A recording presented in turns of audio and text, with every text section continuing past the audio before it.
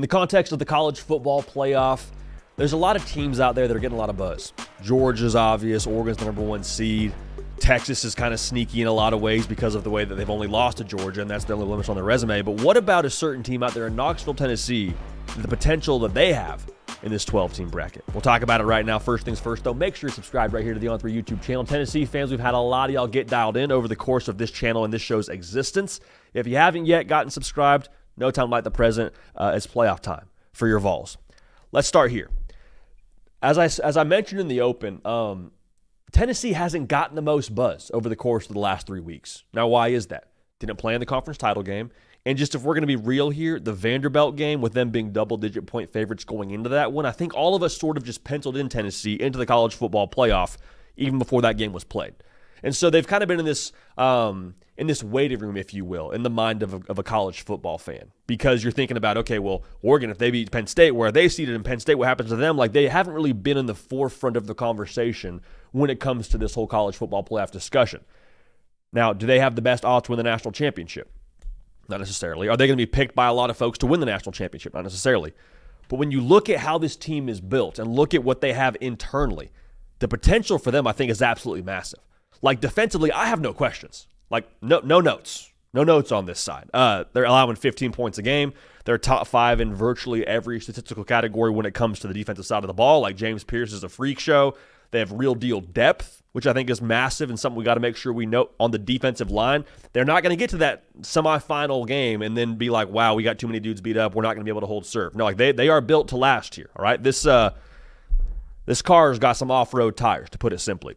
Now, the thing with Tennessee, and Caden Smith and I were talking about this before we filmed this segment, the tricky part with them is their side of the bracket and their path in a lot of ways is almost more difficult than how good Tennessee actually is, if that makes sense. Like, if you were to tell me that Tennessee is playing Indiana in the first round of the college football playoff, no disrespect to the Fighting Kurt Cignettis, I'd take Tennessee to win and to cover. You told me they're going to play Penn State, I'd take them to beat them. They're going to play SMU, take them to beat them. But the tricky part is you draw Ohio State in Columbus the first round of the college football playoff, arguably the most talented roster in this whole freaking conversation. So with that being said, what's it going to take for Tennessee to ultimately get to where they want to go and have a chance to, go play for, more than just the first round of this college football playoff? Ohio State's a difficult draw in a lot of ways. I think in some ways because they're arguably the most desperate team in this whole tournament. But we've said multiple times, man, Tennessee, you look at that Michigan game, what did Michigan do to Ohio State that Tennessee can't do?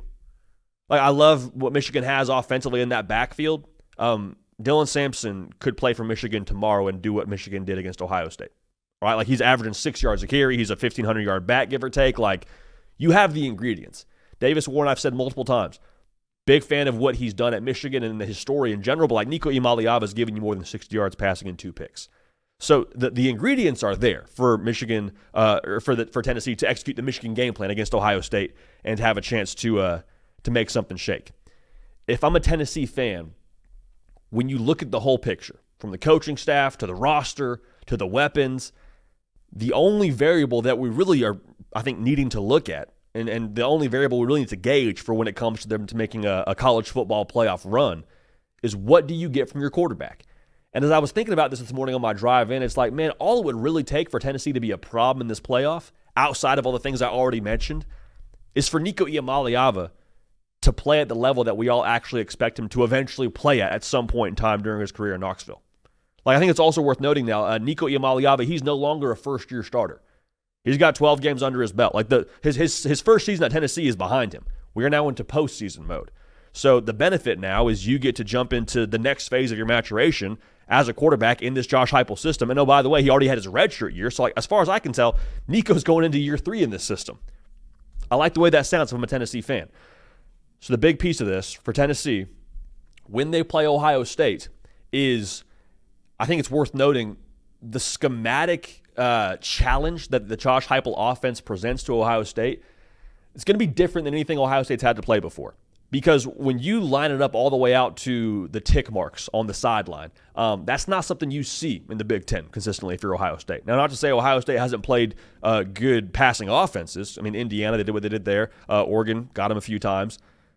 If I'm looking at Tennessee, man, like, I understand this is the best secondary you've played against with Caleb Downs and Ignosin and Denzel Burke, but at the exact same time, like, I don't think it is the trump card necessarily for Ohio State.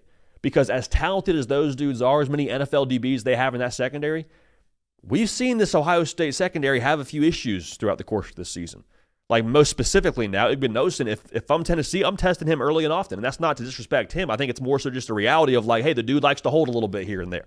So if I got some refs in Columbus now calling the game a certain way, a little bit generous with the handkerchief. We talk so much about Nico having to hit the deep ball, and I think that still needs to happen for Tennessee to be where they want to be. But, like, to get us rolling in that first round, we'll take a pass interference call here or there. And it's worth noting, too, like, Tennessee's got some big body wide receivers, and Chris Brazzell and Dante Thornton. Like, again, depending on how they call it, I would not shy away from taking a few shots and figuring out how the officials want to call that thing out there in Columbus. So the bottom line here is Tennessee, I think they're one of the most sneaky teams in this whole college football playoff. If they get past Ohio State, it is on. It's game on. Like, you get past the Buckeyes that first round, I'm looking at what's ahead of you. Like, yeah, you got to play Oregon, but you got some momentum, got some belief. I think the trenches will travel. I think the defense will travel. If you get to that semifinal game against Texas and you have that kind of momentum, like, I think things get very, very interesting with what they could accomplish. So, again, this isn't a prediction. We're not telling you we think Tennessee's winning the national championship, but I just think we all got to get aligned here because Tennessee's kind of flown under the radar just a little bit these last few weeks with how much of a problem I believe they're going to be for anyone and everyone they draw.